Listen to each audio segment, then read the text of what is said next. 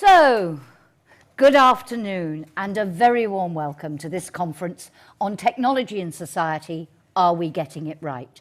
As we celebrate the EuroTech Universities Alliance 10th anniversary with its slogan, Empowering Society, reflecting the university's aim to work with and for society and to continue and reinforce this dialogue. My name is Jackie Davis. I'll have the privilege of moderating a series of interactive sessions this afternoon as we consider the importance of putting society's needs at the heart of the innovation process, how to include society in that process, what role can and should universities of science and technology play in that, and do we have the right policies in place to enable them to play that role to the full and to build those bridges between the world of academia and civil society. Given the COVID restrictions, unfortunately, we only have a few people with us here in the room today, but many, many more of you joining us from the comfort of your own homes, your offices. A very warm welcome wherever you are. Housekeeping before we start. To those in the room, wearing masks is not mandatory because this is a COVID-safe event. However, for the comfort of everybody, if you don't mind, we would recommend that you do put your mask on or you keep your distance, because some people are a little nervous given the situation in Brussels with COVID at the moment. For asking questions, if you are in our online audience watching on the live stream, you can write your question in the chat box, either on the side or to the bottom, depending on what type of device you are watching on. If you've joined us on YouTube, you can link to Slido in the description. If you're here in the room, there is a QR code on the wall behind me. You can point your device at it and magically it will appear. Or do it the old-fashioned way. Take your smart device in hand, type in the word slido.com, put in the hashtag Tech4 Society and write your question. Could I please just ask that you are as brief as possible so I can see at a glance what your question is and who it is for. And if you want to tweet out about what you are hearing at this event, and we do encourage you to get that technology and society message out, please use the same hashtag Tech4Society. So we're going to get underway, and to provide some context for our discussion this afternoon and to inspire us, throughout the afternoon we're going to be asking a series of questions of our speakers, and our first question is technology in society, what's our responsibility? And to answer that question is Maja Horst, Professor of Responsible Technology at the Technical University of Denmark. And Maja will be willing to take some questions from you afterwards if you have any. Otherwise, I'm sure I will have some for her. But Maja, thank you so much for joining us this afternoon, and over to you.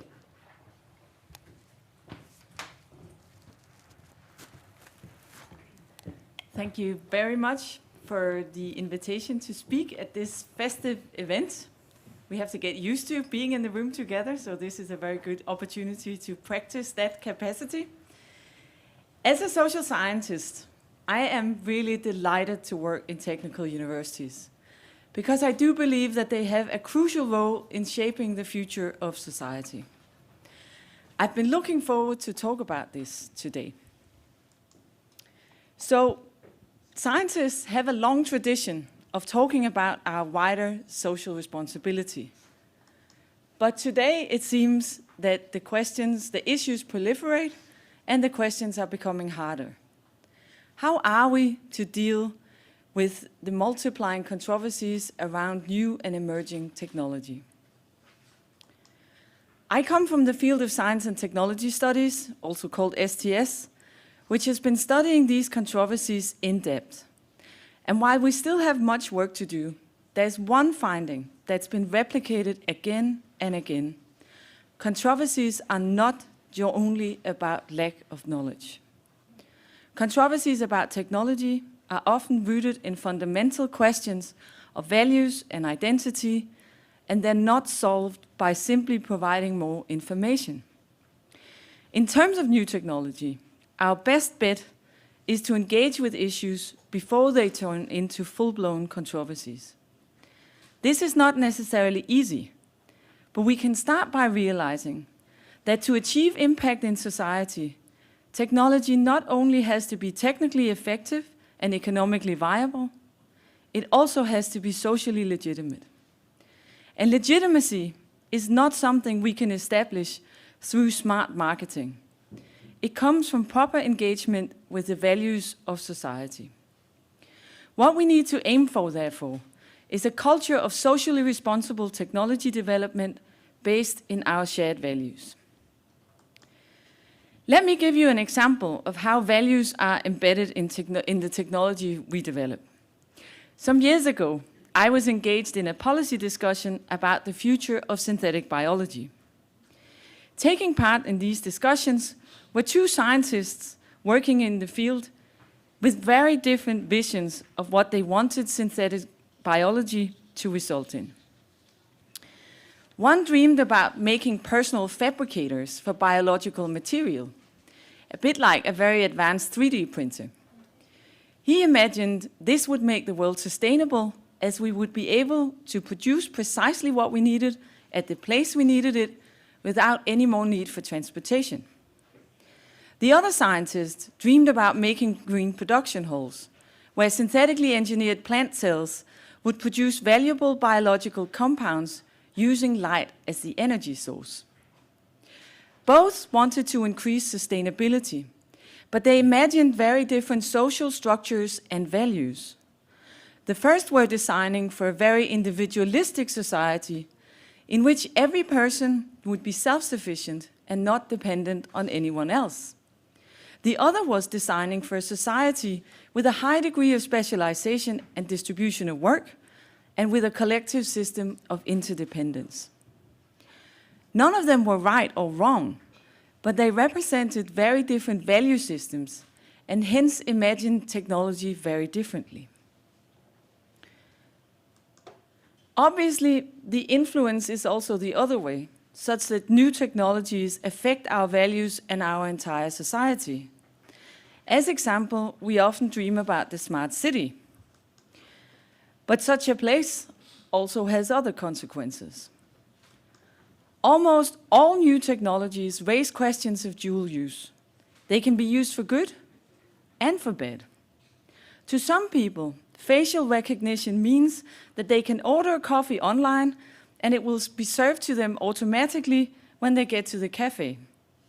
To other people, Google Glasses mean that authoritarian governments have been provided with unprecedented possibilities of recognizing people in the street. As technical universities, we have to engage in these discussions. We do not have sole responsibility for the dual use problem, but we cannot say it has nothing to do with us either. Furthermore, it is not only existing technological solutions that influence the way society develops. Our technical visions and expectations also have effects. When we propose visions and predictions, we're also creating imaginations of future needs. And these imaginations feed back into obligations, roles, and systems in the present. In order for autonomous cars to work, for instance, we will have to change the way we mark our roads and probably our traffic regulations as well. We will have to rethink insurance systems and ownership structures, and we might even make different personal choices. So as a little anecdote of this, one of my sons decided that he did not need a driver's license because cars would soon drive themselves. He came to regret that choice, but actually I was quite happy to keep him off the road for a while. But yeah, I think he finally came to realize that it probably took longer than he would imagine. However, we also need to ask whether we share imaginations. At the moment, the self-driving features of expensive cars are probably a fun gimmick. But if autonomous cars are to really work, we probably have to restrict humans from driving. Is it fun to own a very expensive car and then be forced not to drive it yourself? In fact, what is a car? To some, it is a means of transportation. To others, it is an expression of personal lifestyle and freedom. How do such basic differences feed into the way we design technology? Who are we designing for? I want to suggest to you that we cannot say all these questions are outside of our remit in technical universities. We have to take responsibility for how our technologies are shaping and changing society. In fact, new technology is one of the most powerful forces of change in society, and we really have to own up to that responsibility. But the responsibility is not ours alone. Of course it isn't. We have to work with society around us, and we have to include all relevant stakeholders, that is, everybody who feel they have a stake in what we are doing. That's not just companies, politicians, organizations, and public administration. It also includes NGOs, public interest groups, and ordinary people. In Europe, we are blessed with a population that asks critical questions. While this can sometimes be seen as a roadblock to innovation, this is precisely how we should not imagine public skepticism. Rather, it's a tremendous opportunity. There are so many examples and a lot of research that demonstrates how innovations improve if we include stakeholders more widely in their development. And that is only one reason why we should engage with publics and stakeholders. Another is that we live in a democracy. Since technologies influence future society, its development should be part of democratic discussions. And on a more instrumental note, if publics are involved in the development of technology, they might be less skeptical towards its implementation. So the conclusion for me is quite clear. Engagement with stakeholders and publics is necessary and beneficial in a culture of responsible innovation. Now, I don't blame you if you think this sounds nice, but how on earth are we going to do this? How on earth are we going to do this in practice? And I agree with you. Public engagement is not easy. It takes a lot of practice, and it also takes a lot of courage. But the good news is that in our technical universities, and also other universities, but now we're celebrating the 10-year anniversary of the EuroTech Alliance. So in our technical universities, we have a lot of resources and experience to draw on. Let me just give you one example from my own experience, the EU-funded Scalings project on co-creation. Headed by 𝐴𝐚, it included several of the partners in the EuroTech Alliance, and it produced a lot of valuable input for how co-creation as a form of public engagement can be done in practice. We're continuing that work in the new EuroTech Boost project, but I want to stress that there are many other resources in all our universities. Let us use them. Let us use our universities as a central meeting place for dialogues about how we want science and technology to shape our future society. Several of us are experimenting with making university campuses into living labs, for instance, for energy consumption. Let's take a step further and consider ourselves platforms for experiments with technology broadly. Let us invite the surrounding society to participate in these experiments with the aim of making our innovations technically efficient, economically viable, and socially legitimate. To do this, we need to develop an even stronger collective culture of engagement. It's difficult, so we need to help each other. We need to dare make mistakes, and we need to want to learn from failure. Responsible innovation is not a tick box effort that we can plan, conduct, and then be done with. It's a continuous process focused on reflection, inclusion, and the ability to be responsible. It is about how we conduct our daily business and how we choose to take responsibility for creating a better and a more sustainable world every day, together with all the other actors in society. Thank you very much. Thank you very much indeed, Maja. Please, no, take it with you. Take the mic. That's it. Thank you so much. for that very inspiring start to our conversations. I have a question for you, and we'll see if there are any from our audience. Remember, whether you're in the room or watching online, please use slido.com and write your question, and I will put them to Maja. But Maja, you emphasized a number of times, you said it's not easy. We have a responsibility, but it's not easy. What for you, to make, based on your experience to date, what is the key to effective co-creation, to really engaging, and it not, how do you make sure it isn't a tick box exercise? Because I think some people start with the best of intentions, but then it becomes a distraction and annoyance and becomes a tick box. What's the key to avoiding that, do you think? Oh, what an easy question. But I think, actually, I think there's one thing that I think we should really use, and that is that universities are the one institution in society that can take a long time doing things. I mean, we've been here for a very long time, and if it takes 200 years to find the truth about something, we spend 200 years.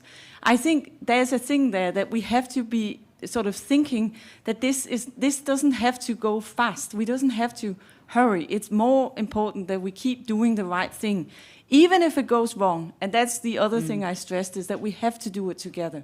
We have to help each other, pick each other up whenever we fail, because we are bound to fail.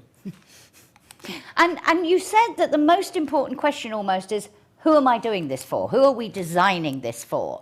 But how do you answer that question yourselves? I mean, you need to know, you said all the stakeholders who feel they have a stake in the issue need to be involved. But to do that, you need to know who you're doing it for. How, again, is that something that must precede the work? You start from there before you begin the research into a particular technological innovation. So how do you answer that question right from the outset? I think it's much more important to be open throughout the process. I think we of course can think about it at the outset, and we should think about who should be involved in this. But we're probably not getting that right either. So the idea is to be open, so that people who think that this is also interesting, or this is also important for me, could I be part of that? That we actually welcome them in. So we have this constant open invitation for other people to join and be part of this. And just one last question from me. We're going to have a student joining our panel later on. And I'm thinking about the young researchers of tomorrow. And I'm going to find out from her later the extent to which this is successful. But are we, do you believe, creating the right mindsets? Are we training for having this constant interaction, this ongoing dialogue? Or is it something that really we haven't thought about enough, and we're going to have a bit of a rethink so that our researchers of the future work with this sort of embedded in their DNA, if I can put it that way? Well, I think there are good examples around all the universities in the Alliance, but I also think that it's something we can be much better at. And I think this is extremely important, because I do believe that the students and the young researchers are basically our strongest force of innovative power in the universities. So we really need to invite them in and help them figure out how this is done. Thank you. And just to mention a couple of the comments that have come up, I do agree it's important not to let technology change our lifestyle and freedom, but somebody else then replies, oh, well, it does. Anyway, that's what happens. A question, which has a comment in it. Professor Malcolm Fisk says, in a time of rampant commercialism and greed, how do we slow things down? And he suggests there might be a place for Euro regulations. Should we be trying to slow things down, or should we simply be making sure that however fast it goes, we take society with us? I think it's more important, rather than, I mean, slowing down might be a good idea, but I think it's more important that we're willing to keep reflecting and keep going back and keep changing what we're doing, to keep learning, that we keep an open mind like that. But I definitely agree. I think Europe has a very, very strong possibility right now of really taking the front seat in terms of making a culture of responsible innovation, because we're blessed with so many things that I don't have to go. But I mean, the skeptic public and the well-educated public is one of the advantages we have. We often see it as a kind of disadvantage, as a roadblock. But actually, if we use that as an advantage, we could really make an impact as a particular place of an innovation culture in the world. I'm going to squeeze one last question in from 𝐕 who says, what are the trade-offs when deciding how quickly we should develop a given technology? He gives the example of competition outside the EU. I mean, these are not simple questions. There are often trade-offs when we look at the fight against climate change or we look in other areas. One thing can have a downside in another area. How do you have that debate with stakeholders? And then we will have to move on. Great, huge question.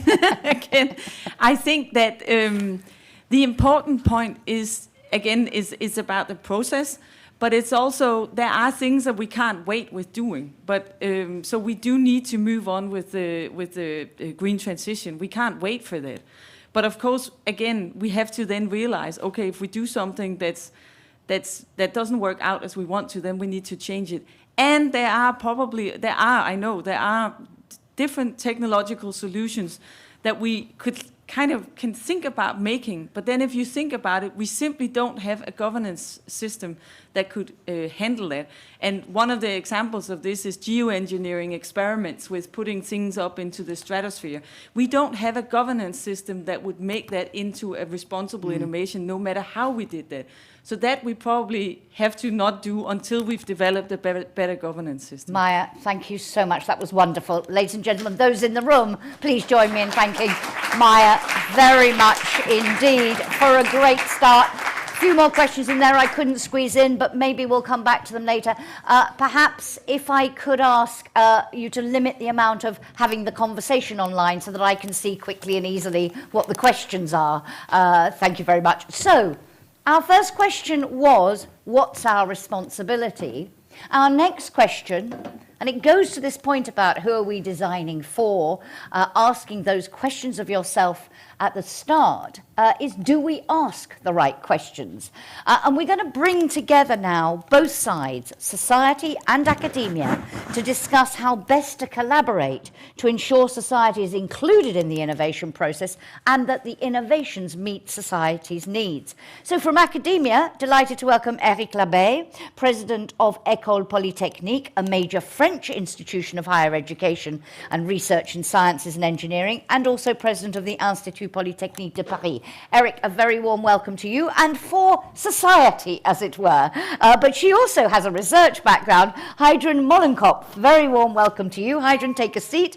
Vice President of the Age Platform Europe and also a former senior researcher at the German Center for Research on Aging at the University of Heidelberg. So, in a way, 𝐻𝐻𝐿, you incorporate both sides in one person, so it'd be very interesting to get your take on that dialogue between those two sides. But Eric, start us off with some opening thoughts about, do we ask the right question? They're both going to make some brief opening remarks, 5-6 minutes, then we'll have questions. Again, keep them coming in on Slido. Eric, over to you. Great, thank you very much, and good afternoon to everyone in the room and online. My first reflection would be that society has been, in fact, at the core of what universities have been doing for many years. If I just take the example of École Polytechnique, founded in 1794, it was founded to rebuild the country, to bring well-being to the country, new technology, science to develop. It was the time of the beginning of the Industrial Revolution. And so society has been at the core of the values of the school, and I know from my colleagues from the other universities from the Alliance, I think it's very similar. And so the values have been driving a lot of the work, of the research, of the training, of the innovation that we have been doing. In that context, I would also remind ourselves that the last 200 years, I would say, have been driven by technology, or at least the well-being improvement that we have seen between 1800 and today. A lot was driven, from 500 euro per GDP per capita to 30, 40, 50,000. Technology was there, and the purpose at that time was really on the well-being, developing the living condition in many countries. And I think this is still at the core of what technology is doing. However, we have today a lot of changes, a lot of questions. In the changes, I would say the technological changes are accelerating. We talk about digital, the cloud, AI, mobile, robots, a lot of acceleration on digital, a lot on energy, renewable, battery, new ways of producing energy, revolution on the health side with biotech and so on, genomics, revolution on the material side. So a lot of revolution on the technology, and at the same time, I think a fundamental question, which is around the sustainability of the planet. Because the difference with 1800 is we have a growing population, we have 8 billion people who want to live well, and there is no reason why they shouldn't. And so the key question we are facing is this acceleration of technology on one side, and on the other, sustainability of the planet. And here, I saw the 17 SDGs on the previous chart. I think it's a good guideline in terms of, what does sustainability mean and what are the fundamental issues. We have obviously an issue around the climate and the resources. Climate, because we understand the trajectory, which is not good for the planet. The resources, because it's finite. There is a limitation in the resources available. There is a question about inequality. We see that on Earth, inequality between countries, inequality between people in a country, between genders. We have these different questions that are here. And so when the question is, do we have the right question, I would put 3 questions, in fact, we should be asking ourselves when we develop technology and we develop innovation. The first one is this technology, and I would say these 3 questions are beyond, are we improving the well-being? Are we bringing new services, new capabilities, which usually at the core of innovation? But so the first one is about sustainability. Sustainability of the planet, and is it impacting the climate the right way? Is it impacting the resources the right way? Is it impacting biodiversity, water, ocean? So are we bringing something to make sure that, in 100 years, the planet is still going to be a livable planet? So that for me, that would be the first set of questions we should be asking. The second set of questions is about inclusiveness. I talked about the inequality. Inclusiveness in terms of, is the full population going to benefit from this innovation and this technology? Does everybody have access at a reasonable price? Is it impacting also the gender equality, the inequality in terms of economic purchasing power, and so on? So this question about the inclusiveness should be the second set of questions. And the third set of questions, in my mind, is around ethical responsibility. Because today, a lot of the technologies, we saw also some example in the previous presentation, impacting freedom. Is it impacting the freedom? We talk about, obviously, a lot of application of AI, responsible AI. Is it, biases we can see in this innovation? We are replicating biases of society. Good, bad, ethics, how do we prevent this to happen? So a set of questions. I would even go to the fake news. With the social media now, you can make anything look real, even if it's fake, which is the anti-scientific approach. So a lot of impact on this ethical element, this responsibility of technology. So the summary of that is really, is basically technology driving a better world. And so maybe the last element of this introduction would be that universities, in that context, they are driving innovation. They are driving innovation, obviously, for the progress of technology, for the progress of society. But we should ask these 3 questions. And the fact that in the purpose of the society, of the universities, we have the society in it. For me, it's the core, which is going to help us drive the right questions through the process, through the governance. Purpose is obviously developing new ideas, training young leaders, but with this purpose of bringing a better society. And so that's, I would say, the challenge we see is to make sure this happens every time we do something in the university. But I'm sure we'll come back on that. Thank you very much. Certainly would. I'd like to know how that process works. But Heidrun, for society, as it were, your opening thoughts, please, on whether we're asking the right questions. Yes, thank you very much. First of all, I have perhaps to say that Age Platform, for those who are not used to this term, Age Platform Europe is an organization of associations of older persons all over Europe. So we have about 100 member organizations, and we try to voice the interests of older persons, especially towards policy. But we are also involved in a lot of projects, also with developing new technologies. So, as you said, technology has always been a means or instrument, a tool to help in situations where human capacities or knowledge or strength did not suffice to solve a problem. And for some years now, we see the demographic change, and there is the hope that technology, the use, the implementation of technology can help solve the problems which arise for social and care and health systems. So with the increasing digitalization and mechanization of most of all our spheres of life, we become more and more dependent on really good, adequate, accessible, affordable, and sustainable technology. So this is the first thing I think is important. And the first question is, who will profit from this development? Is it society? Which parts of society? So this is one of the first questions. The second aspect I would like to mention is that barriers of innovation are not a question of age. Aged people, older persons, are as heterogeneous as almost no other generation or age group. We have young, old, very old, old. We have men and women. We have fit and healthy people. We have people suffering from chronic illnesses. We have those living in densely populated urban areas and those who live in remote rural areas where they don't have internet access. So this makes a difference for being able to participate and to profit from these developments. So, and as manifold as older people are, as manifold is technology. What are we talking about when we say technology or development of technology? I do not speak about nuclear power plants, for instance, or electricity in general.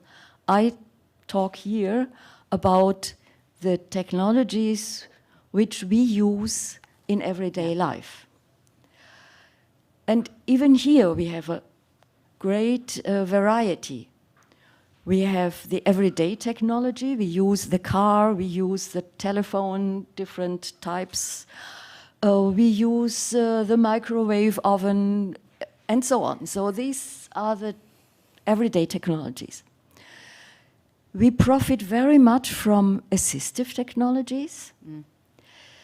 They are crucial for many people who are limited in their physical or sensory capacities. And we have more and more digitalized technologies. And this raises new questions. The barriers regarding the first two parts, the everyday technology and the assistive technologies, is that there are different levels. For instance, the technological and functional level. Very often, these devices and products are not well handleable. Gudrun, I'm going to have to ask you to be fairly brief so we can discuss these points that you're raising. Okay. Yep. So these are the usual technical difficulties. But we have also structural difficulties and problems. We see a divide not just between the young and the older users of technologies. This is well known, that's what we all know. But we have also a divide between the wealthy and the less wealthy people, between the well-educated and the less educated, between those who have, during their biography, have already used technology in their professional life. So they are acquainted, and they are So- they can easily adapt even in old age. So Heidrun, when it comes, this variety, as you say, variety of technology, variety of barriers, a heterogeneous group, let's not lump them together and say elderly people. Yeah. What does that pose? So for your dialogue with Eric, with universities, with academia, with yourself as a former researcher, how can they take account of all these variations to make sure that they're asking the right questions when they are doing research? Well, I think you should think about what are your possibilities to develop. What are your interests? This is one side. And the other side, you should ask, what are the problems? What are the situations where we need solutions?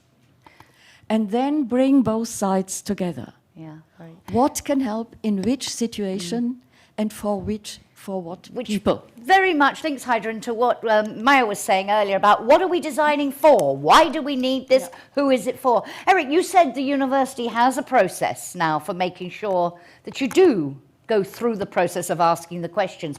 How do you work, if you do, with civil society, with organisations like Heidrun's, to make sure that you're taking this multifaceted complexity of questions into account? So we have launched many things in process. So let me maybe take a few examples. I would start by saying that the first step universities have done is to start focusing some of the interdisciplinary centers on the solutions for society. If I take an example, we created a center on AI, but in this center we have all disciplines. We have the mathematicians, we have the sociologists, we have the regulatory, the law.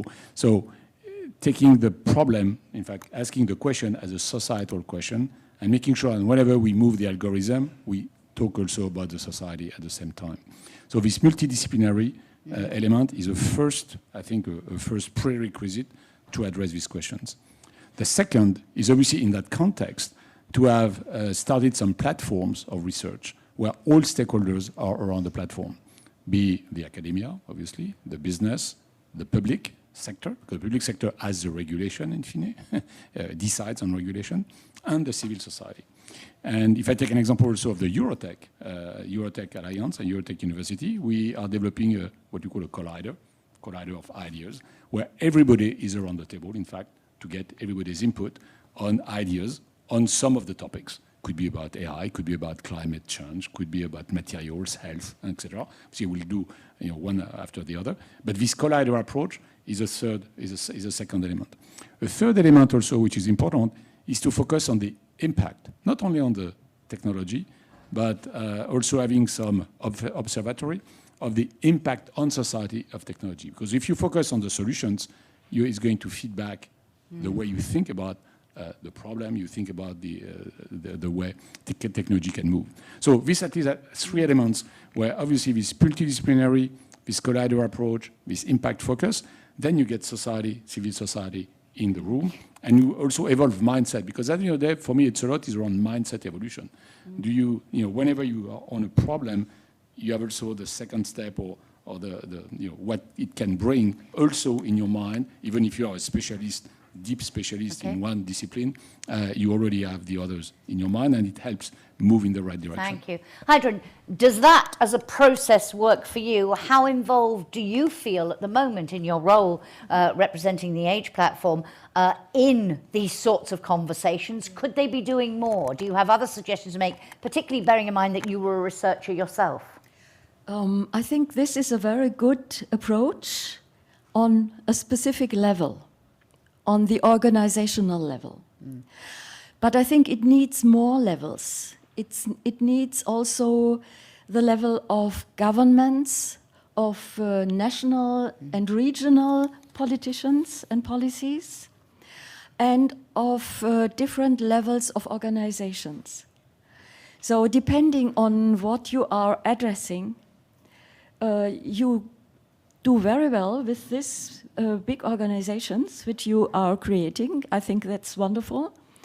But you need also cooperation and collaboration and exchange on let me take the lowest level, the municipality level.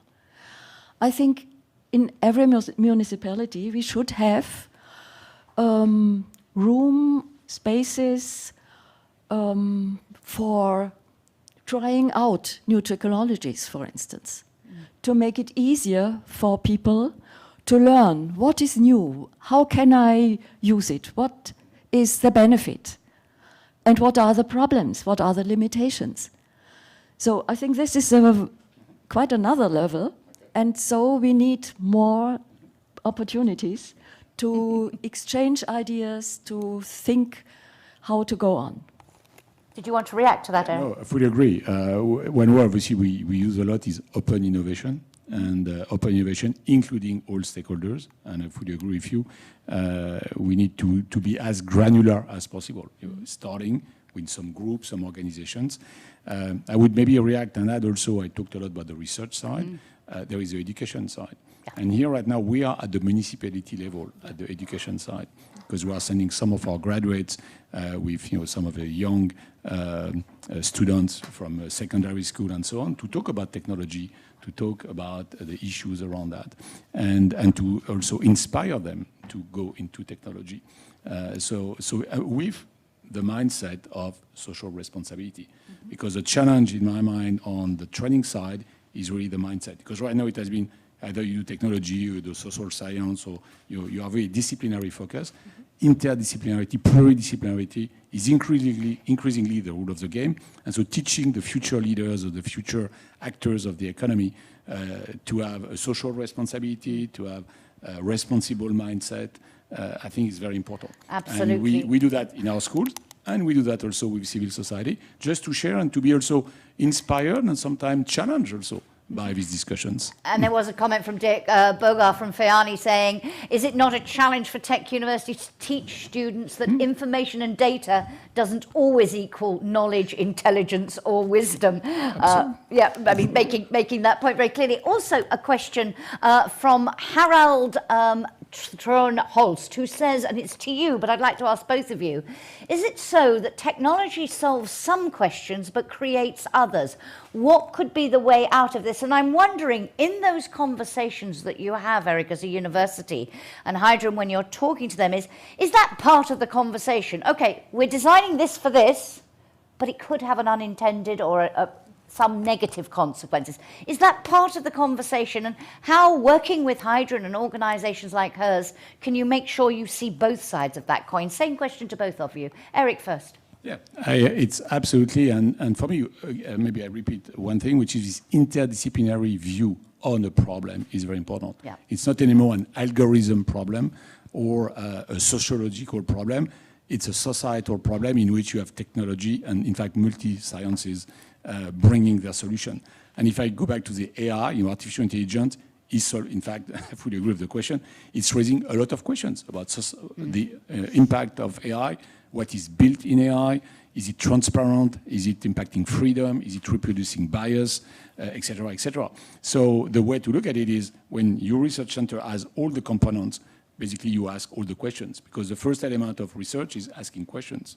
And so if you have all components around the table, including external stakeholders, that's a way also of ensuring you do this. And when I look at what we do, and I think all of us do on AI, we are addressing these questions. At the same time, they are making huge progress on the computing side, on the algorithm side.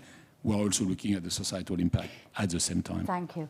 Same question to you, Heidrun, and then we're just going to have to, final question to you, and then we'll move on. Heidrun. I think the problem with the impact of technologies and the unintended consequences is that you see them only after some time, and only if problems arise. So, in principle, you should observe and evaluate every new technology, every innovation from the beginning when it starts to be implemented, and see what changes in society, in the relation between people, what changes in our environment. So I think this should be important. So picking up on what Maja said earlier about it's a continuous dialogue, it's not a one-off, you're saying, and it continues after you have the technology. Last question to both of you, and very short answers if you would. Heidrun, if you had to identify, we're going to talk about do we have the right policies in the next panel, and you mentioned that policy, governments have a key role here. If you had one ask, as it were, one thing you want from them, to support the sort of conversations that you've been talking about, Eric has been talking about, and that you're having together, what would it be? Same question to both of you. Very simple. Don't fund any research or development which does not combine different disciplines and engage both technologies and social sciences. Thank you very much. Eric. I would agree with that, and I would add also focus on education, where we train the future generation to be, responsible, fully responsible, societal responsibility, sustainability, inclusiveness, and ethical responsibility. So ensuring this happens on the training side. Thank you very much, and that is something we will come back to in our next panel. Eric, Heidrun, thank you so much for being with us this afternoon. Just to say, there are a number of questions. I managed to squeeze quite a few in, but there are lots more, but they're as relevant to our next panel as to this one, so I will try to include more of them in our next conversation. So we started by asking, what is the responsibility, that enormous responsibility that Maja identified and underlined at the beginning? And then not just do we ask the right questions, but how do we get to the right questions? I think that's how I would sum up the conversation we've just had. How do we bring society and academia together to identify what are the right questions and go on asking those questions for as long as the process lasts? So we want now to turn, and that's why I ended with this with Heidrun and Eric, we want to turn to another question. Do we have the right policies to ensure that the needs of societies, those big challenges that we've been talking about, really are at the heart of research and innovation? So, joining me to discuss this, we have joining us online, and I hope she will magically appear on our screens in a moment. If not, I'm sure she'll be with us shortly. 𝐵𝐸𝐾𝐜, MEP, who is a member of the European Parliament's Industry, Research and Energy Committee and chair of the Parliament's Future of Science and Technology panel, known as STOA. She hasn't magically appeared yet, so I'm assuming she is on her way. But let me welcome in the room Antoaneta Angelova-Krasteva, Director for Innovation, Digital Education and International Cooperation in the Directorate General for Education, Sport, Youth and Culture, better known in this town as DG EAC, at the European Commission. Antonietta, I don't know whether I pronounced your first name correctly. Thank you very much. I'd hate to spend the entire afternoon getting it wrong. Robert Jan Smits, welcome back to Brussels to Robert Jan, President of Eindhoven University of Technology and, of course, known in Brussels as the former Director General for Research and Innovation in the European Commission. Birgitta Lindholm, Director of 𝐵RIN, European Regions Research and Innovation Network, which supports regional and local actors in enhancing their local research and innovation capacities and developing their ecosystems. Birgitta, good to have you with us as well. And last but not least, I am delighted to welcome Nina Zuber, who studied engineering science at the Technical University of Munich and completed her master's degree in engineering and management this year as the best in her class. She's just finished, so we're going to hear from her whether that attempt to educate our researchers from the future really is working. But let us start with a broader question, and I'm assuming, as I don't see everyone on the screen, she hasn't been able to join us yet. Hopefully she will soon. So Antonietta, if I could come to you perhaps first, in terms of, do you think we are on the right track? And I'm going to put these things together to make sure that we both ask and answer the right questions. Are we, in terms of creating the policies that enable that process, are we getting it right, do you think? Yes, good afternoon, everyone, those who are here in the room and those who are with us online.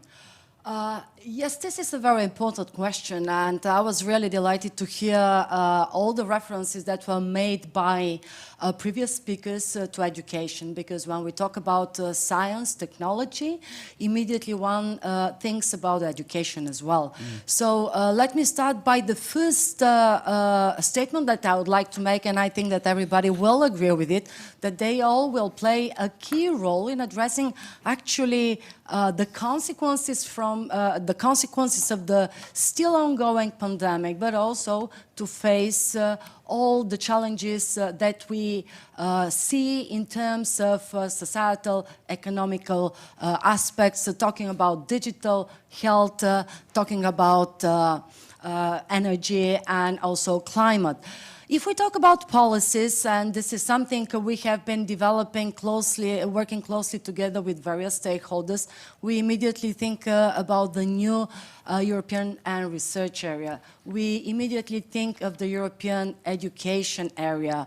Of course, a reference should be made to the digital compass. I will not go into the details of any of these policy areas, but these are indeed the initiatives which address the major key issues that are currently at stake and which aim to tackle the challenges we are facing. What is important for me in terms of education, very briefly, just to underline the value that we need to bring through reforms, through concrete initiatives at all levels. First of all, we have to support all the efforts that are being made by the countries, by the various stakeholders in further improving the education and training system. We'll come back on how we do that a little bit later. So these are the few things I wanted to mention, and I'm more than happy to elaborate further on. But if we continue talking about policy initiatives and programs, because the two go together, I would like to mention also the Marie Skłodowska reactions, which is part of the Horizon Europe program. And this is actually the program which is supporting to advance and implement the research and innovation policy, but also the Erasmus program.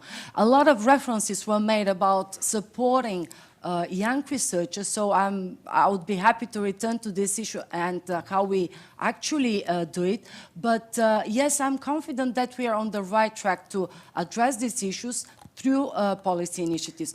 What is important is actually how we implement them afterwards. Absolutely. I want to come back on that, but I'm going to ask you to hold it there so we can build a picture of those challenges that you've identified in the areas of focus and discuss them with our panel and with our audience. Robert Jan, you can speak about this from both sides of the spectrum, from the university's point of view and the policymakers' point of view. You were listening to the conversation between civil society and academia. For you, do you think, broadly speaking, we're getting it right? What is the challenge to make sure that we have the right policies that really enable us to ask the right questions and deliver the right answers? Well, I think if I look at what the European Commission has put forward, the Fit for 55 and the Green Deal, this is setting an agenda. Yeah. This is setting a policy. And then all different other, say, policies should contribute to that in the field of research, in the field of education, the field of transport, the maritime dimension. So I think what the European Commission has put on the table, and is very challenging, and is very demanding, and is very ambitious, is exactly what I think is needed now to address the enormous challenge we have on our planet, which is, of course, climate change. So from that point of view, if you ask me, are we asking the right question, are we defining the right policy? I think the European Commission is at the moment exactly addressing the right question, asking the right question, and making the right policy. But again, as you were saying, the devil is always not in the detail, but in the implementation, and that's something else. So we talk about that later. Absolutely. Come back then also if we have the right policies. The policies are asking the right questions or addressing the right challenges. How does that then trickle down to the link between your work and what the policies are doing? How do those two things fit together? But Pirita, from your perspective and from the region's perspective, your sense of where we are and if we're on the right track? Yeah, actually, it should just work. Yeah, there we go. Perfect. Yeah, I wanted to kind of continue a little bit where Robert Jan left. So I think we are on the right track, but I think we are moving maybe a bit slowly. So indeed, and I took very seriously when I was thinking of my answers, this motto of empowering society. So I think really we still have quite a challenge in engaging the citizen and all the stakeholders in working together really on research and innovation. So I would say this is still a challenge that we have. And I also wanted to highlight the climate change as a kind of an example. I mean, this is the big challenge that we are, our major, let's say, societal challenge, which of course requires a lot of multitude of technological solutions, but also much more. And there we can see that what is required is really breaking silos, bringing the different policy areas together. You kind of highlighted that a bit already. New ways of collaboration, coordination between different levels of government, so the governance dimension that was also highlighted already before. So that's why I wanted to highlight a bit the mission-oriented policy here. You were asking, do we have the right policies? So I think this is a good, it's really something new and something with quite an interesting potential when it comes to going forward. So I would say there, we've been following this quite closely, and there are new mechanisms to also implement these missions. Just to give an example, in the city's mission, the idea is to create a climate city contract where indeed all the different stakeholder groups, from the administration to business to universities to all possible stakeholders, come together and commit to this climate neutrality 2030. Very, very ambitious. We need to really go, I think, in a new type of collaborative approach. So it's, I think, going much beyond of working and testing things, but really collaborating at local level and kind of, it's somehow blurring this research, innovation, implementation type of limits. So, and I think there we also all have to go kind of beyond our comfort zones. Okay. So we need to sit together, we need to start talking to each other, even if we might have different starting points. Let's talk about how that might look and how it might work. But Nina, we've talked a lot about you. We've talked a lot already about education, about students, and I think it was Eric who said we need to train the future generation to be responsible. I wanted just to start by asking, you've just completed your degree. Yeah. Do you feel that the content of your degree was teaching you about the right things? So, I mean, from a point of view of the actual subject matter, but also for you as a student, this way of thinking about research and about your work. Did that really factor, or was it a more traditional, here's a curriculum, you follow it, these are fairly narrow lines in which it's defined? Did you feel this was part of the conversation, I suppose? Mm-hmm. So in general, yes, I think the university did a very good job. But to be honest, I think there's still room for a little improvement. I mean, it's about asking the right questions, right? And asking the right questions is the essence of good science. But in order to ask the right questions, our study programs need to give us all the skills we need, not only expert knowledge. I think the TU Munich is already on the right track here. For example, they launched a new department, STS. It's the Department for Science, Technology and Society. It has to go to enable a more sustainable and responsible engagement with research and innovations. But what's missing here is that lectures from departments like that one are integrated into our study programs. So you mean at the moment it was kept completely as a separate issue, as it were? Yeah, mostly, yeah. Mostly. Come back on how that might be fixed. Perhaps please, Robert, because I think it's an interesting one.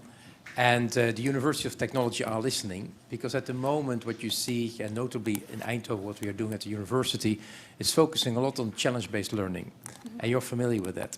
Because the engineer of the future is slightly different than the engineer of the past. If you see what society now needs are engineers who can be problem-solving, who can work in a team, and who can communicate. Mm. And that was not, per definition, the type of engineer which you had 15 years ago, okay, with the exception of Eric, of course. But, but for the rest, we are, at the moment, at all our universities who are a member of EuroTech, focusing a lot on this challenge-based learning, where indeed we work on the T-shaped engineer, it's called, an engineer which has knowledge about open science, open innovation, community building, citizen science. So it's something which is high on our agenda, but it's good that you underline that we should do more on it and faster. Thank you very much. I'm delighted to see 𝐵𝐸𝐾𝐜 has joined us. A very warm welcome. It's great to have you with us, Eva. Eva, we've been talking about a number of things this afternoon. We started by talking about what is the responsibility of scientists, technology, and we talked then about how do we ensure that scientists, when they're working, developing new technologies, are asking the right questions, and we're now focusing on whether we have the right policies, both in terms of the framework, but also in terms of fostering this link between the policy world and civil society, citizens, to ensure that our science and technology really does meet their needs. What is your sense of whether Europe is in the right place, on the right track, to address those issues adequately? Thank you so much for inviting me to all, the EuroTech Universities Alliance, and also Tatiana Pandeli. And thank you, Jackie, because this is a very interesting question. I think just the fact that we have the discussion taking place by an alliance that is also funded by Horizon Europe, I think it's already the answer that we are in a good way, in a good direction. And I think that science and technology is indeed the best tool we have to answer any kind of questions, especially meeting now the more complex challenges we have, and also cross-border challenges. And I think also with the pandemic, we realized immediately that we need to trust the technology more, we need to invest in science more. And there are already studies that if you compare the trust to politicians and trust to tech and science and influence, you will see a great gap there. Everybody trusts science, and they hope and they believe that it will create a better future for us. So I think if you see also the Commission's annual strategic foresight report that is helping a bit the priorities and the policies we have, you will see that it has a lot of actions around technology and taking into consideration what is emerging and also how it can benefit the public in order to be prepared and proactive to take advantage of those. So I think we need to keep following the technology. I think it's very interesting that we are not trying to regulate the tech. We are innovation friendly, tech neutral and business neutral, which means we are trying to understand the risk of the use of technology, and we invest heavily in research. We are of the top globally, at the top 2-3 always places between US and China. So I think if we can do something to improve, it would be to work closer to scientists. I do that with Science and Technology Committee. We invite scientists close to politicians and journalists to understand how they work, their mentality, and so that they will understand also how we have to understand what they need. And I believe we have to strengthen even more these efforts. Can I ask, Eva, just to follow up on that, work more closely with scientists, but also in terms of the feedback that you get from citizens, from the voters, from the people that you have been elected to serve. How does that influence the process, and how do we create a virtuous, if I can put it this way, a virtuous circle between policymakers, academia and researchers and the public, whether via organized civil society or more directly? Well, this is another that we are trying to achieve. So we are trying also to translate properly the scientific data we are getting so that people understand how we make choices and they understand the process of policy making, so they can understand why we invest more, why we call to invest more in research and instead of putting everything in the agriculture sector. So we want to have a fair distribution because we believe that through research and innovation, we manage in the end to have a really a real value that we can actually compete globally in terms of excellence and quality and protecting also, of course, the fundamental rights in Europe. So I think if, again, we strengthen this understanding so that everybody is able to understand how science is working and how policy making is working, then we would have even let's say, motivation to invest more in research. I understand one shortcoming, the main maybe shortcoming of Europe, is that we need also to maintain our talent in Europe. This is something that sometimes it doesn't get all our attention. So we have excellent scientists and research teams and technologies that they are being developed in other countries than the country that has invested the maximum to it. So we are trying to fix that. We have the tools, and now we are quite flexible to consider other ideas.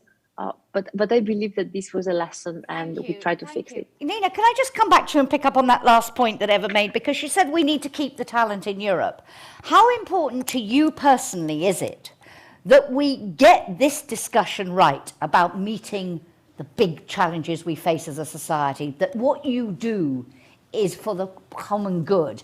How much does that matter to you, and how much would that influence whether you stay studying in universities here in Europe or you go elsewhere?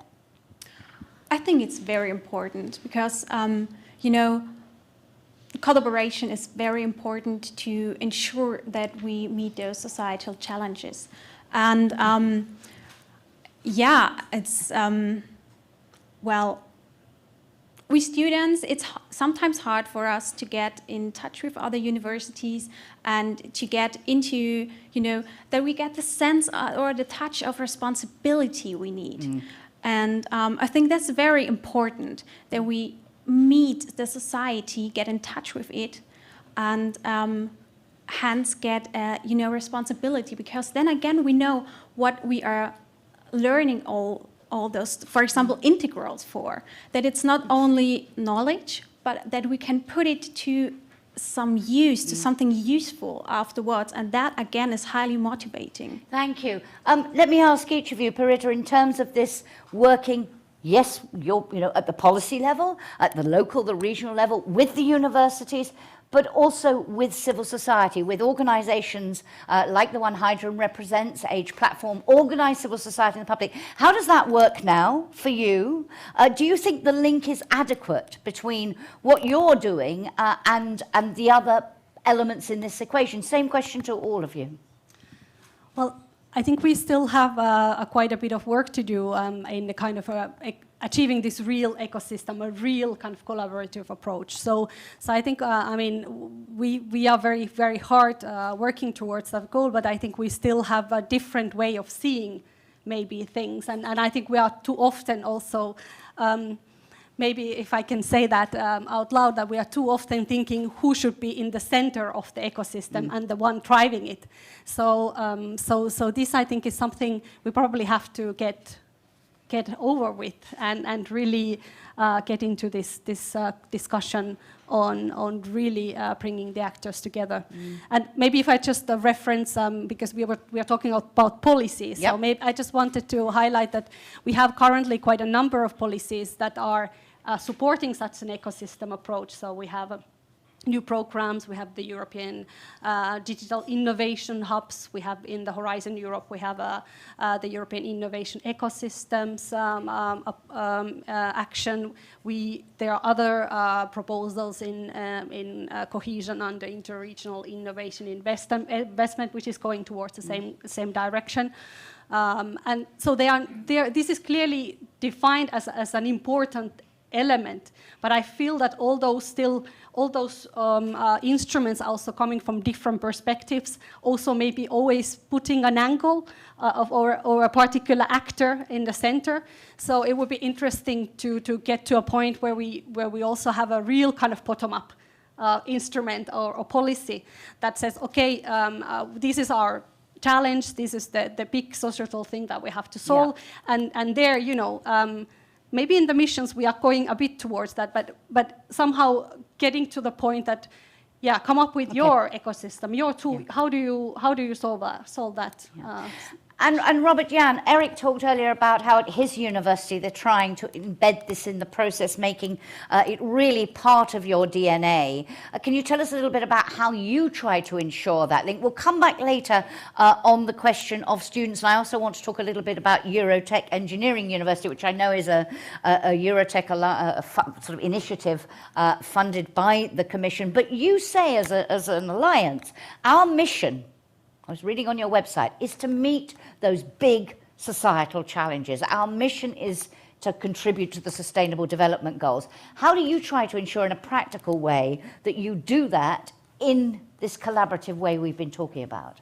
Well, if I talk specifically for the Eindhoven University of Yeah. Technology, it's for us relatively simple because it's in our DNA. We were created 65 years ago. We are celebrating our 65th anniversary this year by the region.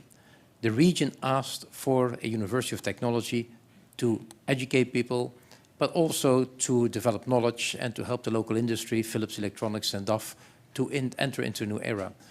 So we are more than ever embedded in this region. So I always say we are an international university, but we are fully embedded in the region. And that means that we are talking with the triple helix, we're talking with the local government, we're talking with the industry about the challenges. We are contributing to the city, which wants to go green.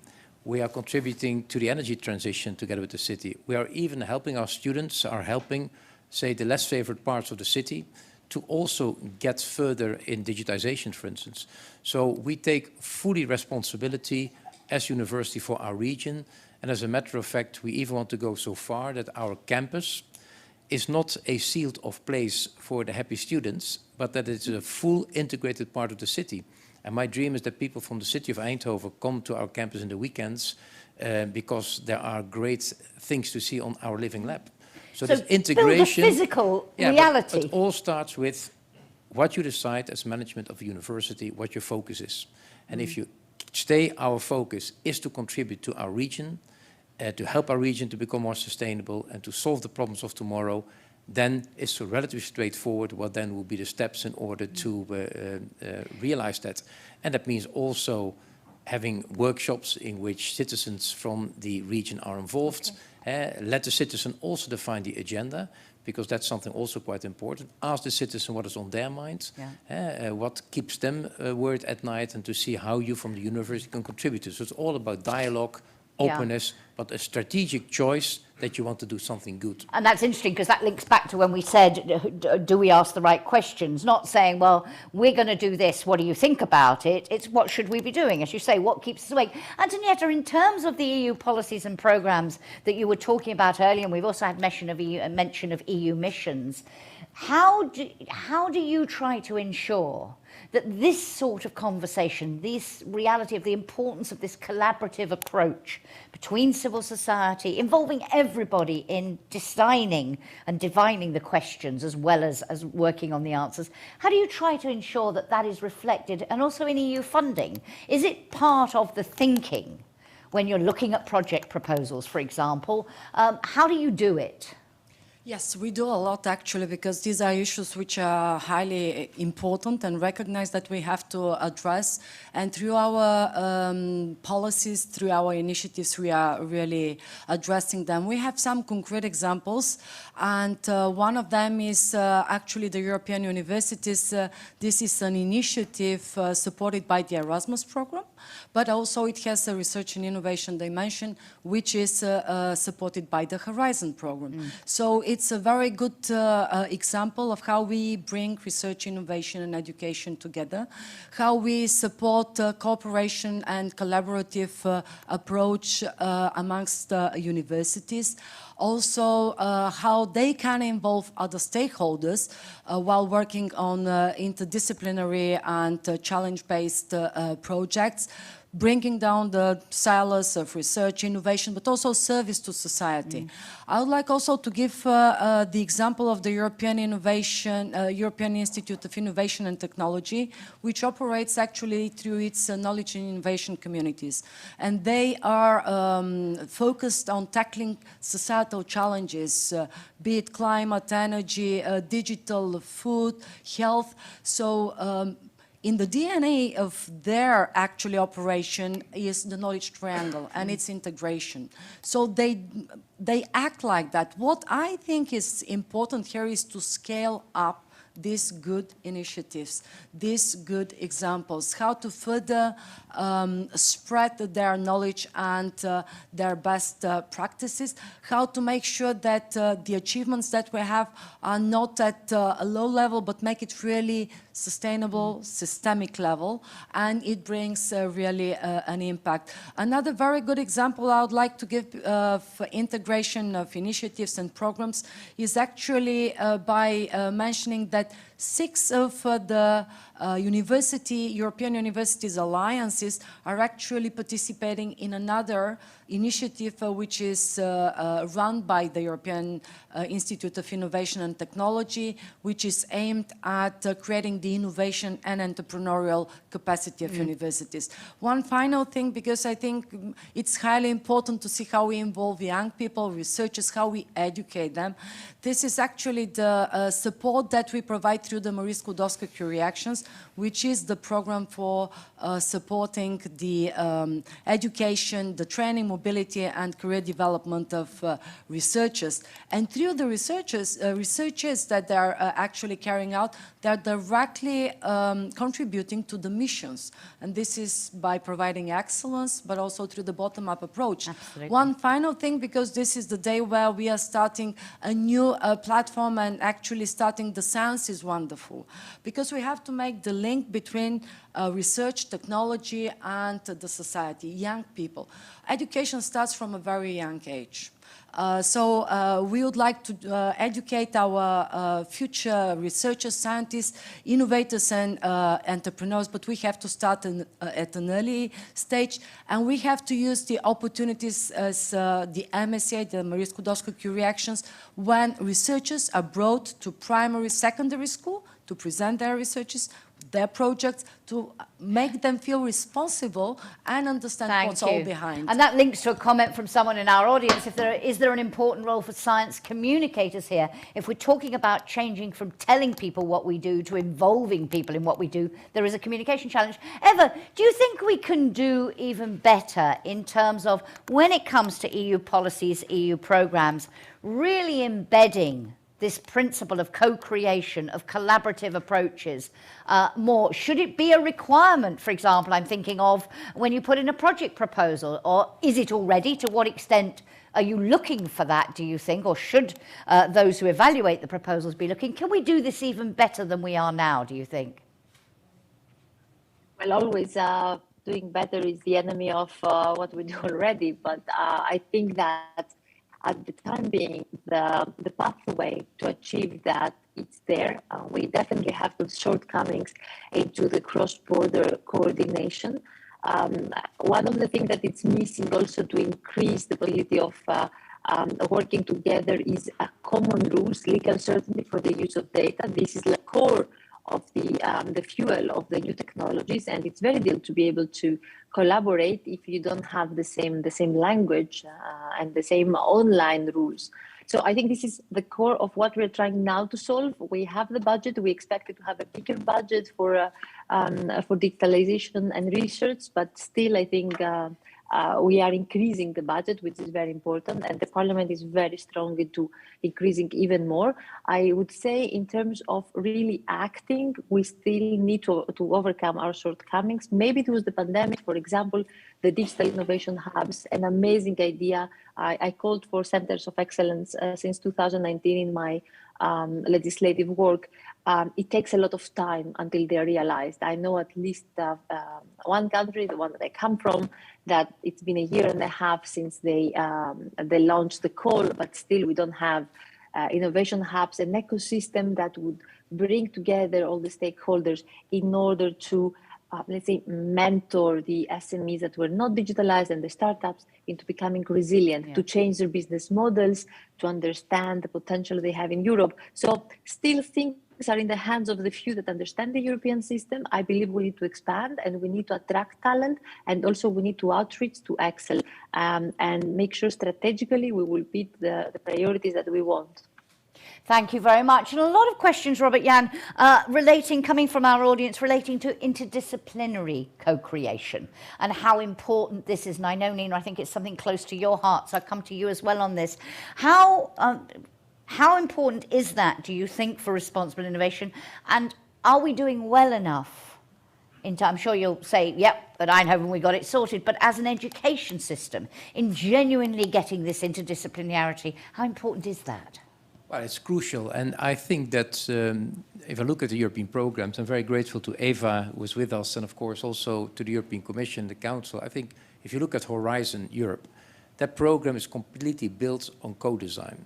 That is a program built on open innovation, fostering open science. So I think the instruments which we have at the moment are really promoting multidisciplinarity, cooperation between all stakeholders, giving also citizen science a possibility to get on the table. So from that point of view, I think the instruments and tools are there. Look, for instance, how the missions have been defined now, the famous missions which the Commission has put forward. That has all been the result of an all-inclusive process where everyone was invited to sit on the table, and then these missions were defined. So I think the tools are there, and it means also that and the European Parliament and the Council and the European Commission know very well that only through cooperation and interdisciplinarity and multidisciplinarity we will be able to address the enormous challenges which we are facing. Just to read out, it's a question and a comment from Anila Paulvilo Nauni. Do we need more stakeholder and societal contextual knowledge within the homogenous disciplines? Interdisciplinarity, she says, is, I think it's a she, cooperation and individual mindset too. Nina, I know this is a subject close to your heart. In your studies so far, has that interdisciplinarity really been a strong feature? And if it hasn't, what more could be done? Well, I think on the one side it was a strong feature, as I'm a scholarship holder of the 𝐡𝐚𝐭'𝐬, and here you work in interdisciplinary teams on a social relevant project. But during my studies, I think it could be integrated more.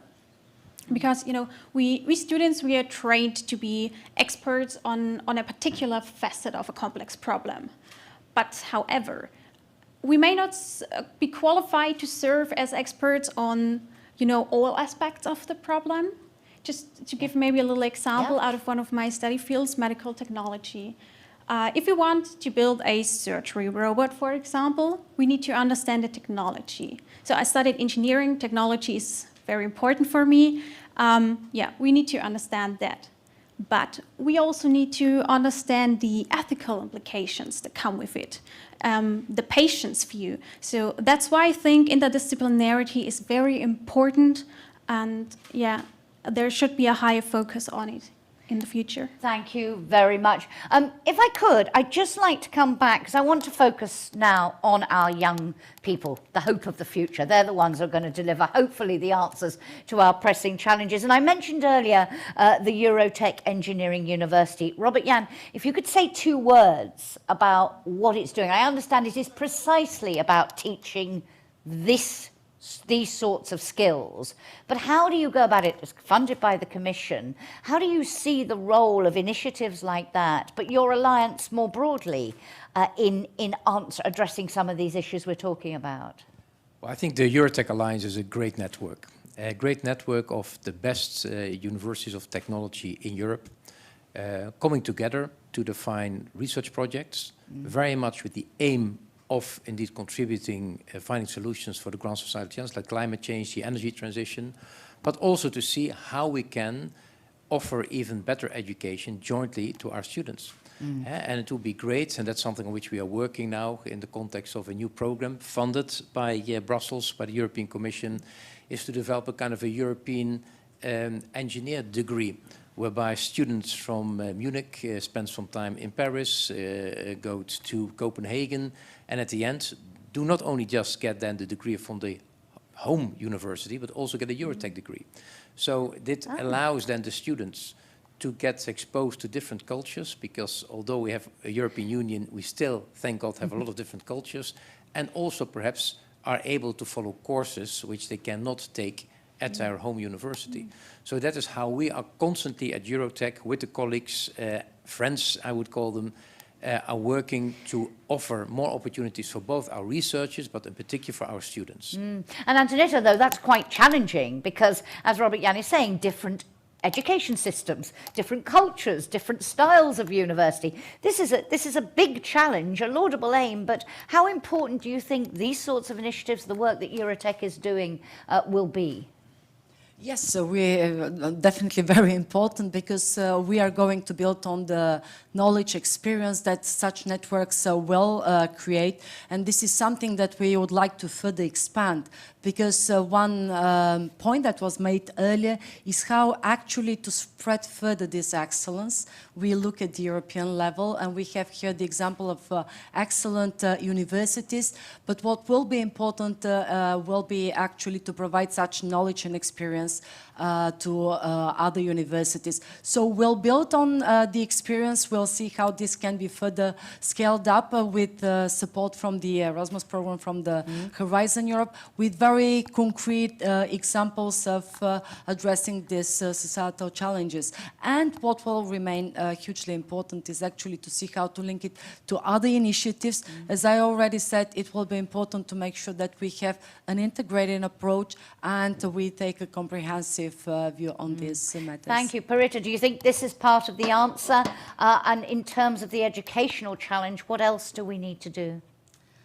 Well, first of all, I wanted to just come back to the EuroTech engineering, because I thought I was looking at it and that there was this lifelong learning component, and I think this is really crucial. And if we look at the challenges of green and digital transition, so this could be also a way to maybe create a stronger link with the regional dimension, because this is when we look at the European University Alliances, we see that still the lot of the work is concentrated indeed on this common curriculum and the education, but we would of course like to see still a link to the local and regional side as well. So both are, I think, very important, and yeah, it's an interesting initiative, of course, and as you were saying, it would be interesting also to link up with maybe other European initiatives, maybe stronger, so that we can really bring this ecosystem dimension maybe a bit further in the European universities. Absolutely, as well. And Eva, this is of course an area where the EU treads lightly. Not mainly a national competence, and one of the challenges I would have thought from a policy perspective is precisely how do you build this sort of idea of a EuroTech degree, given some of the challenges, some of the barriers. But how important do you think this will be? What would you like to see us focus on in terms of the education side and developing that mindset among people? I don't think that Nina needs it developed. She seems to have it already, but have more Ninas, if I can put it that way. Well, actually, this has been a realization that followed the pandemic. So we decided that maybe health was not the full competency of Europe or education, but we really decided to set up a strategy that's more stronger in health and more stronger in education. So this means investment in skills. We realized it's essential to tap on innovation and develop the technology of the future. So we need to teach not just students, but also teachers, the language of coding, computing, and also to be able to upskill and reskill in a flexible way, because these technologies are very dynamic and you don't know where the need of expertise will come up. So we are not in a good position now, but we do have at least a strategy ahead of us. So we know that we will need 20 million ICT specialists by 2030, and we only have 7.8 million. So you understand this would definitely create a lot of jobs, and there is a great demand, but we don't have the supply. And also 40% actually it's employed in only 2 member states, France and Germany, if anybody wonders. And women are heavily underrepresented in STEM and ICT education across the EU. Only 17% of specific tech sector jobs. And also we have a lot of Europeans that they lack even the basic digital skills to adjust their working models. And we realized with the pandemic that whoever had digitalization or an understanding of the digital skills, they were more resilient. They survived, they even grew in the pandemic instead of facing the challenges that others, the more traditional business models did. So I think since all the European businesses now are realizing that they have lack of staff with adequate digital skills, this is something we need to address. even just coding or the simple ones. But EIT, for example, has already built an initiative to develop courses in collaboration with universities that they will be funded also by EU to make sure that we will, let's say, share also our knowledge and give our expertise to universities to develop faster courses around emerging technologies. Not easy, but also the foresight plan includes the need to decide what kind of jobs we need. For example, sustainable technology jobs, green jobs in batteries. This is something that to be able to achieve it, you need to plan in advance. Thank you very much. Nina, before I put you all on the spot and try and draw some conclusions, this EuroTech idea, this engineering university, are they on the right track? Would you have jumped at that if it had existed when you started out? And you talked earlier about you need to give us the skills. What are the most important things you think you need to be taught, or students like you need to be taught, if you are, to go back to what Eric said earlier, if we really are going to train this new generation of young researchers to be responsible and to address these issues, what's missing for you?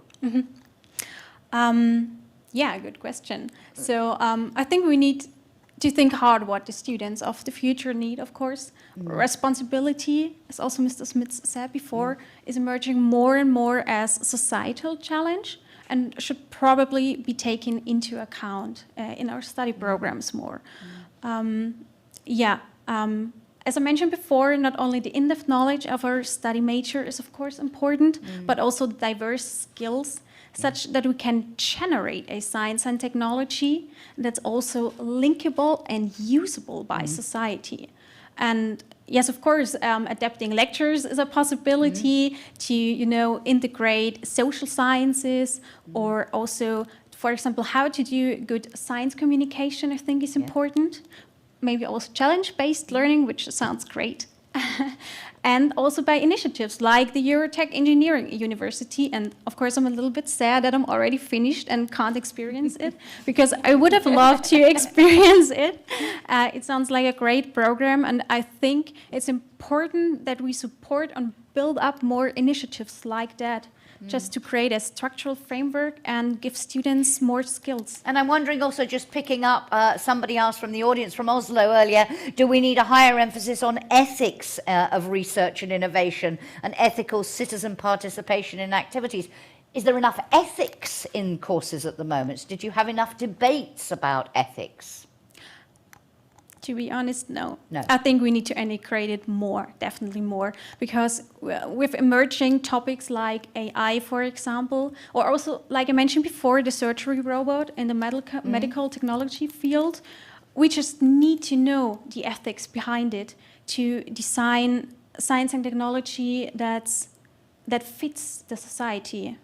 Thank you very much. We are almost out of time, but I want to ask each of you for a priority. And I'm going to go back to Eva, go to Agneta, go to Pirita and Nina, and Robert Jan as one of our hosts today. I'll come to you last. But Eva, if we had to identify, maybe it's not fair to say a priority, because there's so many things that need to be done. And we talked earlier about the importance of a holistic approach. But a key next step to address these issues and ensure, going back to what we talked about, empowering society, which is the slogan of the EuroTech Universities Alliance anniversary, that we really do make sure that science and technology serves the needs of our populations and meets those needs. What for you would be a key next step to take? Would it be education? Would it be something else?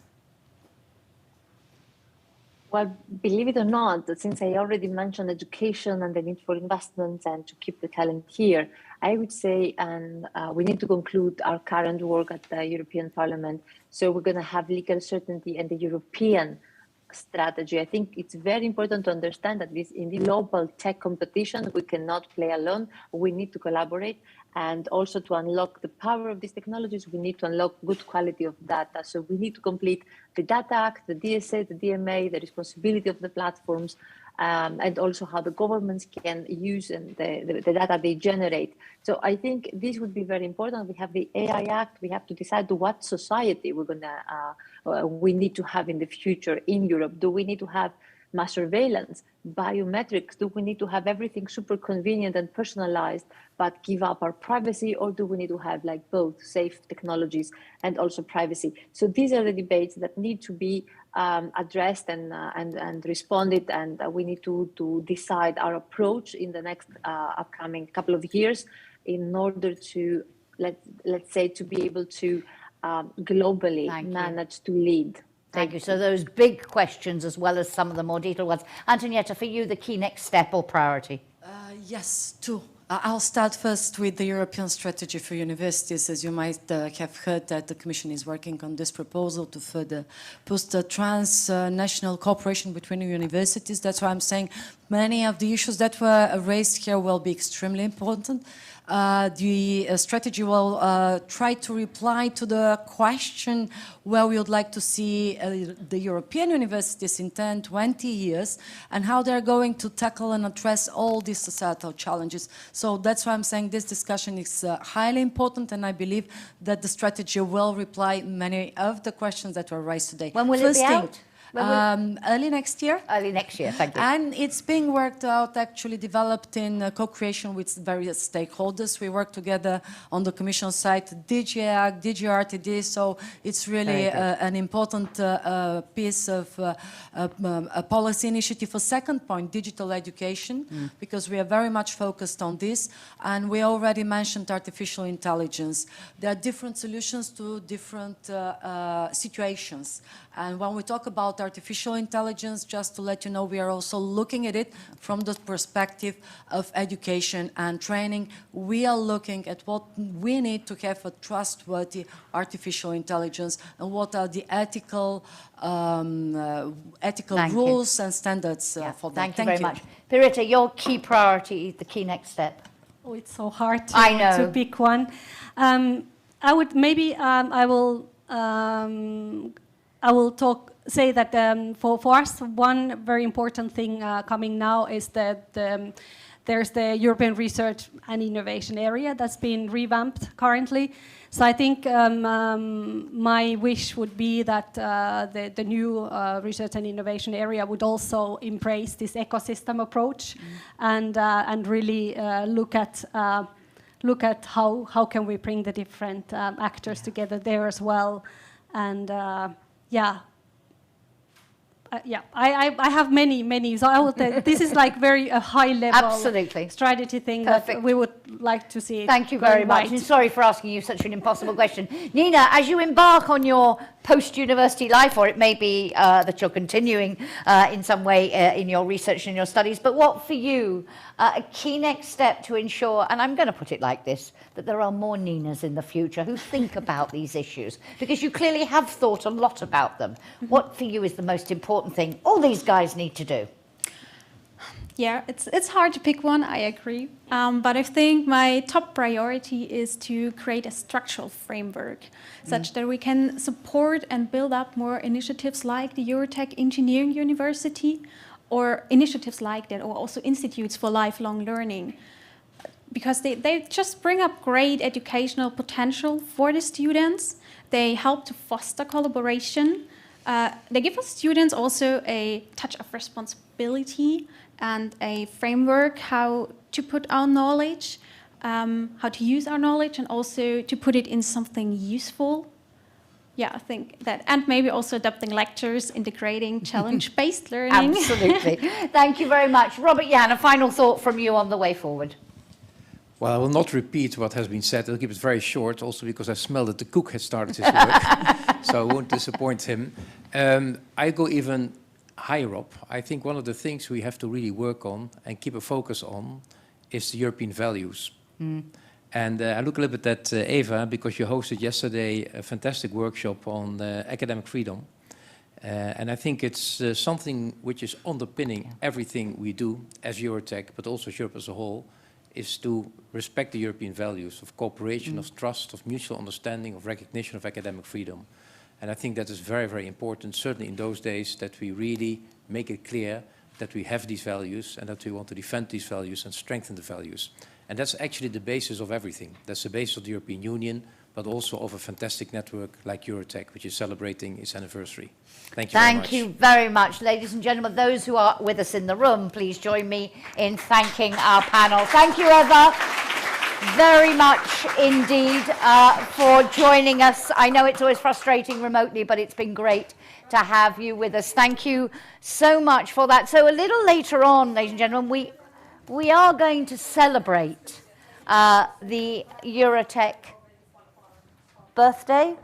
Thank you very much. We're going to have a little celebration later on, and I'm also going to be talking to the winner of another EuroTech initiative. Come back on that a little bit later on. But first, I'm going to get an outlook, a look forward. I'm delighted to welcome Jan Molsen, Head of Partnerships at the Technical University of Denmark. Jan, great to have you with us, and over to you, sir.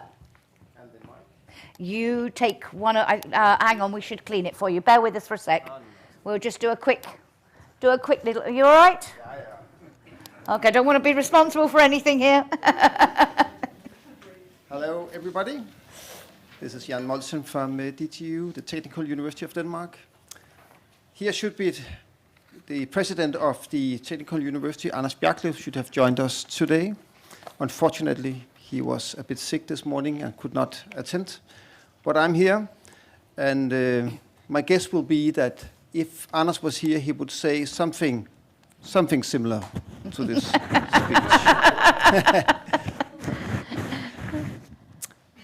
Thank you for introducing me, Jackie. And I hope you, the audience behind the screens here in the room, find the program as interesting as I have done so far. I would like to begin with the founder of the Technical University of Denmark, Hans Christian Ørsted. He said that we should develop and create value through the technical and natural sciences for the benefit of society. I'm sure that he would have found the discussion here as inspiring as I have. The ethical choices, if we're asking the right questions, and if we have the right framework conditions. These are important topics not to be neglected, especially on a 10-year anniversary day like this. I would like to touch upon where we were 10 years ago.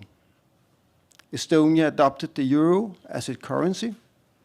Hungary and Poland had the rotating presidencies of the European Council, where focus, among others, were on citizen-friendly union and inclusive growth. And the EuroTech Universities Alliance has recently been founded. Since then, we have indeed created value for society.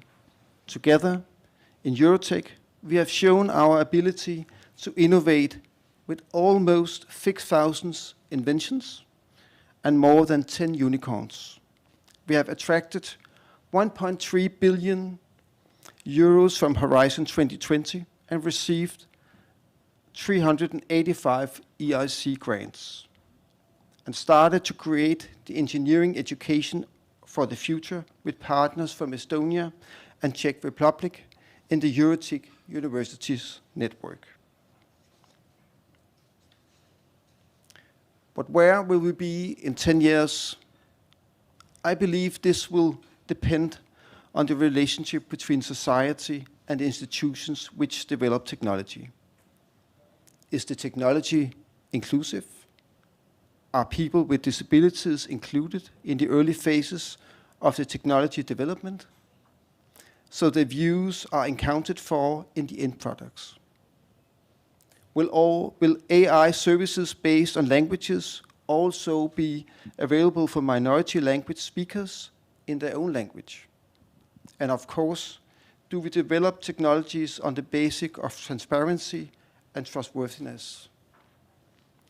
Whether we accept and use technology is closely related to trust. Do we trust those who develop our technology? Do we trust the authorities who regulate the technology developers? If we do, then I believe that European-based technologies can be adopted across the globe as the highest standard. In Europe, we have been a proud global leader of research, science and technology through centuries, based on top universities of science and technology, and the ability to convert technologies into products and solutions for society.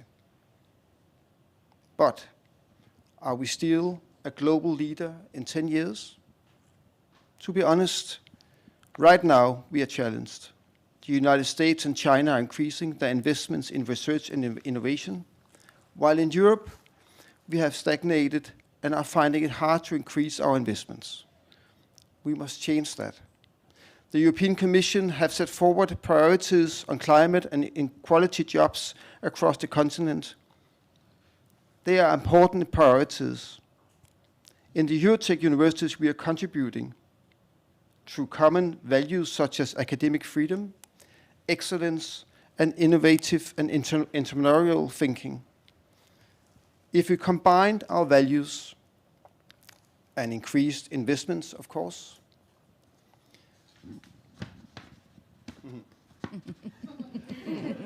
cliffhanger.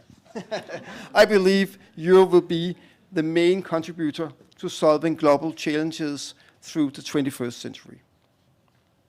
I am optimistic when it comes to the future. And why is that, you may ask? Because of our young generation, they are admirable in so many ways. They are curious and entrepreneurial. They ask questions, doubt the status quo, and want to lead for a better world. During the COVID-19 lockdown of university campuses across Europe, I found out what I really missed: to see our great students, to see how entrepreneurial and innovative they can be to solve societal problems. I was happy to hear how the students cared for one another in different ways, via student groups and via campus walks, among others. They showed true empathy. That makes me optimistic. Our students have both hearts and minds in the right place. Before I leave the stage, I would like to say thank you. Thank you to our partners of the EuroTech Universities Alliances for the first 10 years. There's something to celebrate at this anniversary. We have found common ground. We believe in international collaboration. We believe that mutual exchange of best practice is worth pursuing, that our students should visit each other and learn from each other. We believe that we can deliver more value to society when we work together. Thank you, dear partners. I am looking forward to our continued collaboration and journey. And thank you also to our colleagues at the EuroTech Brussels office. We do not see you every day at our respective campuses across Europe, as you are based here in Brussels. But I'm happy for the event today and all the work you do. Thank you. Thank you very much indeed, Jan. Thank you. Thank you so much for that very inspiring and thoughtful look to the challenges ahead and the big questions. What will we be talking about 10 years from now? What will the conversation be? Thank you so much for that. I mentioned earlier that we wanted to hear a little bit more about another EuroTech flagship project, and this is the 2021 European Venture Programme Competition. And I want to invite the winner of that competition to come and join me for a chat. The winner of the competition is called Direct FEM. It's a startup from the Technical University of Munich, and it provides simulation software for engineering applications. Delighted to welcome László Kudela, its co-founder and COO, to join me here on the stage. So László, a very warm welcome to you. Make yourself at home, make yourself comfortable.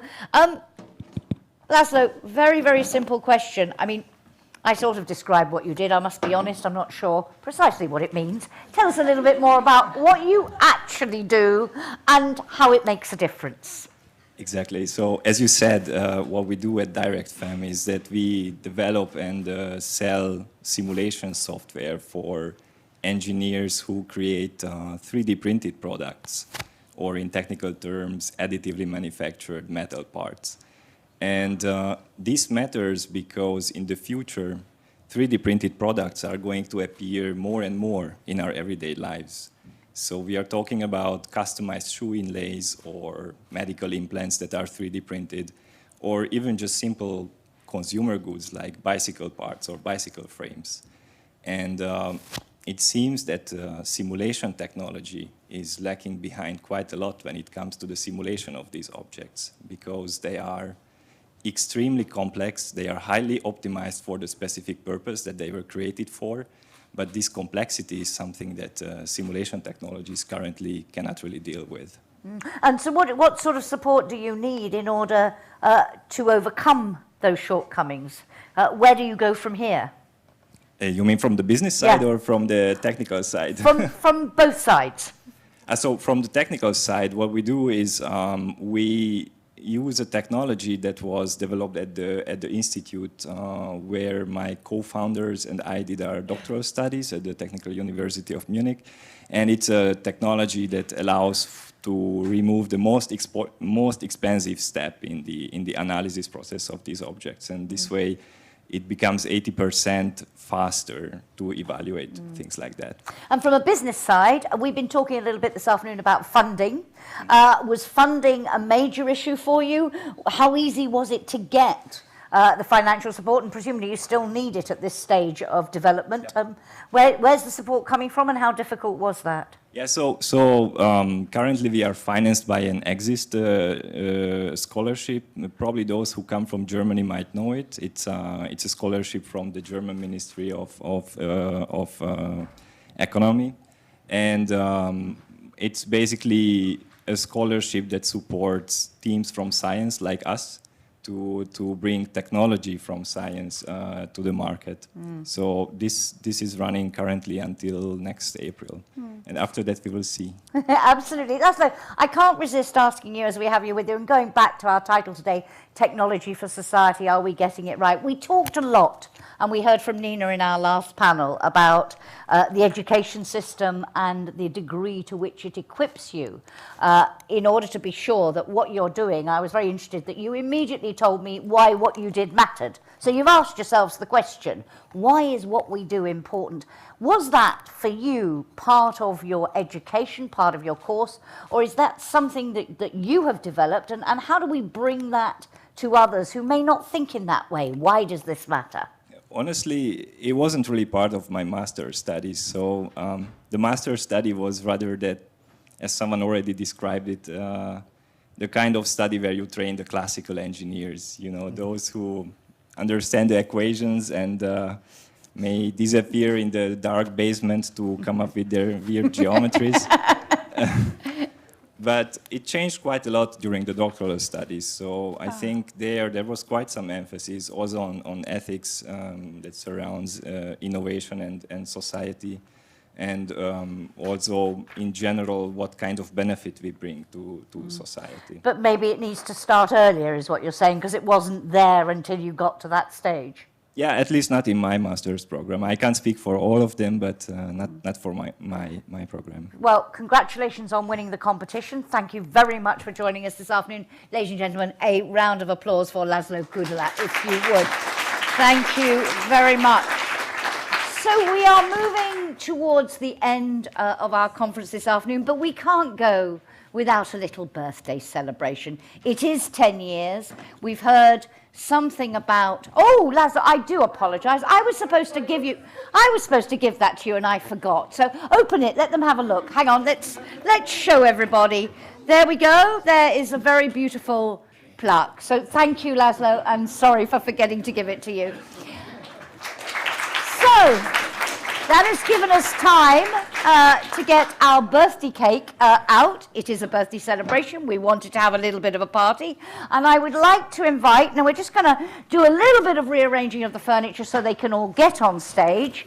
I want to invite our representatives of all the universities in the EuroTech Alliance to join us back on the stage. You know who you are. No need for me to read out all the names. so we can have a little bit of a cake cutting. You don't have to sing, ladies and gentlemen. I'm not going to ask anyone to sing unless you want to.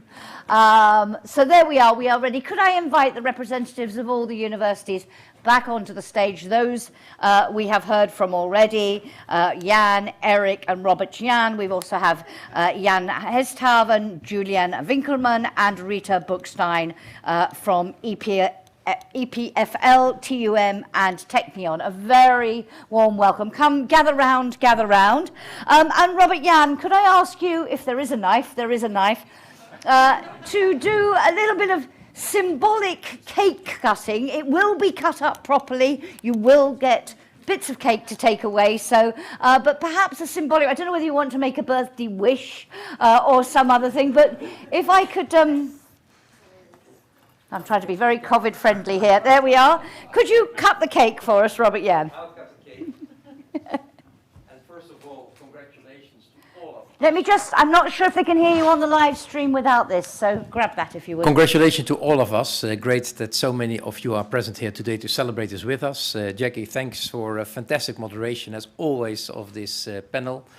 Also the ones still, if they're there online, it's a pity you missed a piece of the cake, but you know, be there next time physically.